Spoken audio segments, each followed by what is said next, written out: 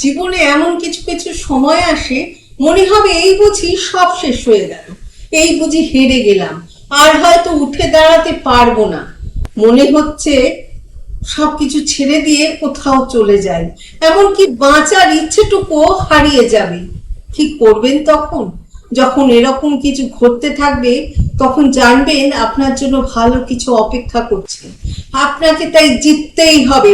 জেতার আগে আপনার এই যে মানসিক টানাপোড়েনটা চলতে থাকে, এটার নাম হলো যুদ্ধ। সেই যুদ্ধে দুই প্রতিপক্ষেই আপনি, মানে লড়াইটা নিজের সাথে নিজে। এই যুদ্ধে জিতবেন কিভাবে? যখন এইরকম ভাবনাগুলো মনের মধ্যে আসবে, কিছুতেই এই উটকো ভাবনাগুলোকে মনে প্রশ্রয় দেবেন না। প্রশ্রয় পেলেই যে কেউ মাথায় চড়ে বসে। মাথায় রাখবেন, যেখানে শেষ হয় সেখান থেকেই নতুন কিছু শুরু।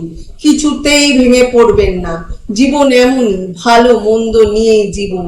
জীবনে ভালো কিছু পেতে গেলে জীবনে মন্দ সময়ের সাথে আপনাকে লড়তে হবে। আপনি লড়ছেন মানেই আপনিই জিতবেন।